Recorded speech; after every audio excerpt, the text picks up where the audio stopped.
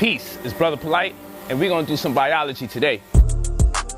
So first thing we're gonna do is draw this cell. We're gonna look at the nucleus, and inside this nucleus, we have the nucleolus. All right, and inside the nucleolus, we have ribosomes. These ribosomes exist all in the cytoplasm of the cell, and they also exist right here on the endoplasmic reticulum, the rough endoplasmic reticulum, and then you have the smooth endoplasmic reticulum. Then right here you have the Golgi apparatus, also known as the Golgi body. This is very important. So inside of the nucleus, you have your DNA. Now the DNA's job is to give its edict or give its mandate about what needs to be created. That's what's important.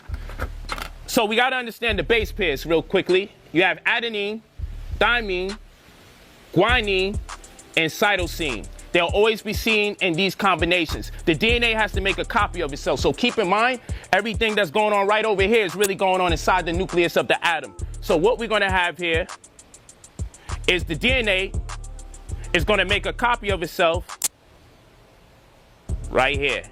And when this DNA makes a copy of itself, you have 5' N, 3' N, 3' N, 5' N, okay? We'll talk about that later. And you still have these bases, but the difference is you have an enzyme called RNA polymerase. And what this RNA polymerase is making what's called a transcription, because we're getting ready to export some data out of the nucleus. So this polymerase is an enzyme that's literally texting, okay, and writing code so we can get what's called a single strand of RNA. Now, what makes RNA different is the fact that with these base pairs of the DNA, it's deoxyribonucleic acid, right? So deoxyribonucleic acid is missing oxygen. But with the RNA, we actually have the oxygen.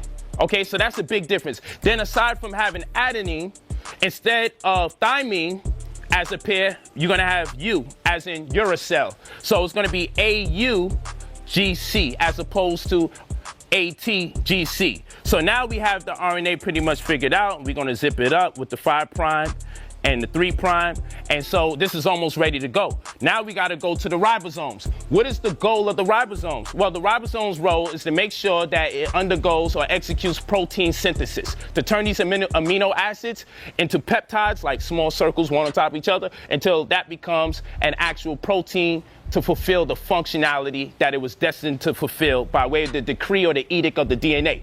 The next thing that this ribosomes have to look at the actual RNA and say, yo, which combinations of amino acids need to get together? Because we need to translate nucleotides. These are nucleotides, adenine, thymine, guanine, cytosine. We have to translate nucleotide conversation into polypeptide conversation. So this first part is called transcription. But now what the ribosomes have to do is be part of the tRNA. Now you have ribosomal RNA. Now the tRNA, now what we're talking about is translating or taking code for nucleotides and converting it into polypeptides. That's what we're doing right now.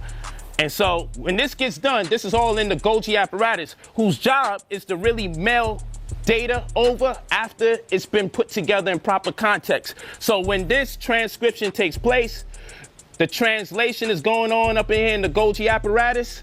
And when it's ready, the amino acids into peptides, into polypeptides, which are now functional proteins, are now emailed right over here to the Golgi apparatus from the endoplasmic reticulum. And what's going to happen inside here is that the proteins are going to be folded to be more purposeful, more efficient, more effective, and it accommodates as far as less space being taken up.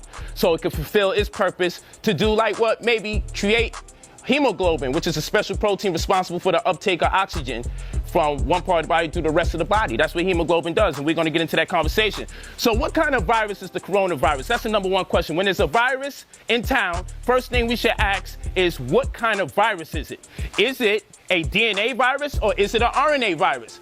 Well, it's in RNA viruses. And typically we'll find respiratory diseases are caused by way of RNA viruses. So RNA viruses pick up the conversation from here, take over the endoplasmic reticulum, and take over the Golgi apparatus or the Golgi body, and creates a new decree or a new edict for what the proteins really need to do. So it's creating new instructions. So this is what I need you to see. What are the new instructions that's being created? Well, the new instructions that's being created, you got goblet cells and you got ciliated cells.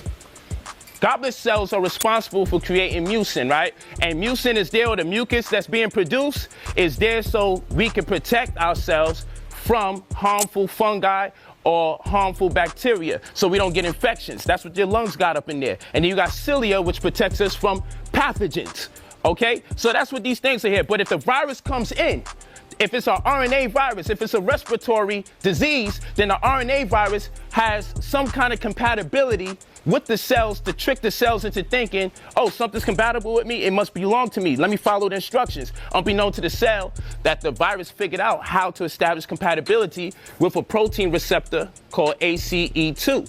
So now when this virus goes inside of your lungs, this is your lungs, this is your bronchi going over here, and then you have these things called alveolus. So the alveolus, right, is likened to that of trees. So these alveoli, likened to that of trees, creates a situation right here. Because with the trees, you have leaves that get in contact with the sun, and what that does is produce photosynthesis. So with your lungs, you have the bronchi and all that, but the alveoli are responsible for deploying oxygen to the deoxygenated blood, so that blood can be oxygenated and drop off that oxygen to the rest of the body by way of the heart. But if, let's say, the protein that was supposed to be made got compromised, called hemoglobin, which is a special protein responsible for the uptake of oxygen so it can be distributed to the rest of the body. Let's say the RNA went in there and jacked up that conversation. Let's say now the RNA is in there and says, oh, we're going to go to these goblet cells and cilia cells, and instead of you producing the ample amount of protein, we're going to make you produce the ample amount of mucus. We're going to make you overproduce mucus. And we're going to make sure stop producing them cilia cells. Deactivate. So now you're more vulnerable to all sorts of disease. So when the coronavirus is in your lungs, it's actually causing your lungs to inflammate, which means that it's swelling up from fluid because it's disabled from doing what it has to do. And if it happens on one side of your body, it's pneumonia. If it happens on all sides of the body of the lungs, now you're dealing with acute respiratory distress syndrome, ARDS, right? And that's what's typically happening. So now the reason why we have this conversation is because you have what you call T cells, right? And you have TCR, right? And these are T cell receptors. T cells are neighborhood watch. That's what T cells are. They drive around the body to see if something is wrong. That's what they do, right? And then you have the T cells are looking for cells to send off signals that stipulate something is wrong.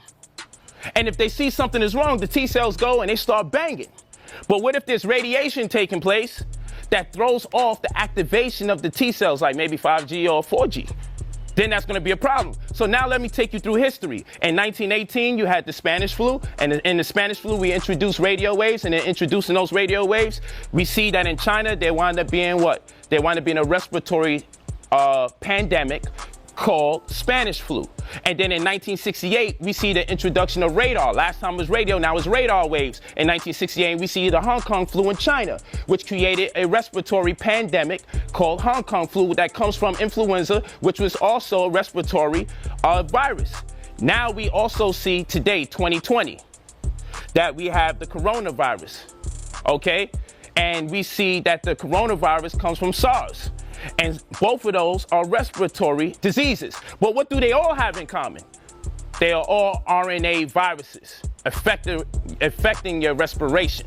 See, I want y'all to make these connections because I'm not into conspiracy theory. But one thing that I could tell you, those people that tell you those things, they can't keep a conversation with me. But I'm not making these things up. I really wish I could tell you more things, but I'm running out of time right now. So I just want to thank you guys for actually listening, walking with me. Don't eat white flour, white sugar, white salt, because that's going to create mucus. And those are the type of foods that's going to compromise the integrity of your breathing. You don't need the compound interest if you do get infected.